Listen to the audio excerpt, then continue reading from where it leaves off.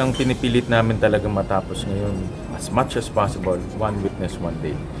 As much as possible. Pero makita naman natin na mahirap, no? Para lang maging on track kami sa timing.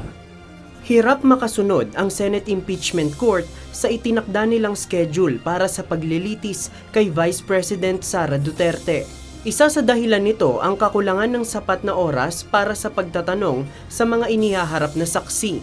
Noong nakaraang linggo, ipinanukala ni Senate Majority Leader Juan Miguel Zubiri na ibalik na sa hapon ang impeachment trial, habang ang committee hearings naman ay isasagawa sa umaga.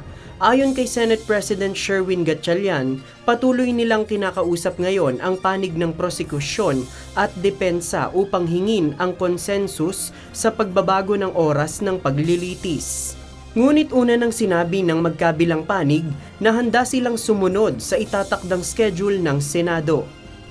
Isa rin sa pinag-aaralan ngayon ng mataas na kapulungan ng Kongreso na payagan ang Committee on Finance na magsagawa ng budget hearings kasabay ng sesyon na planong gawin sa umaga.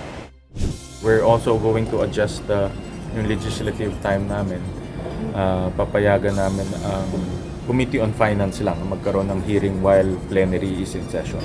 Bawal yun eh, pero we will suspend the rules for the Committee on Finance para kahit nagpe-plenary kami, pwede silang mag-hearing.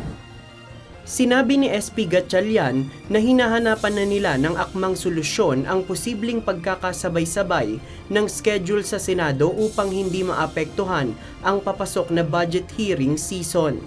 Iniiwasan din nilang magkaroon ng reenacted budget kung hindi maaaprubahan ang panukalang pondo sa susunod na taon.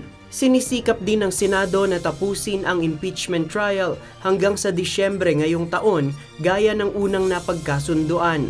Samantala, wala naman sa opsyon ng Senado na magsagawa ng budget hearing at impeachment trial kapag weekend.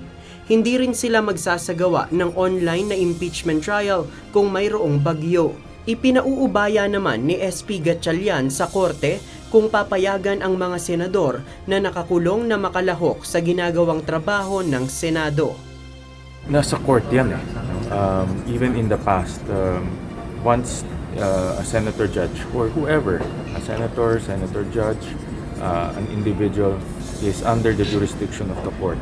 Court lang ang may decision kung siya ay palalabasin, papapunta sa doktor, or even mag-attend ng hearings, or even magtrabaho. JP Nunez, UNTV, News and Rescue.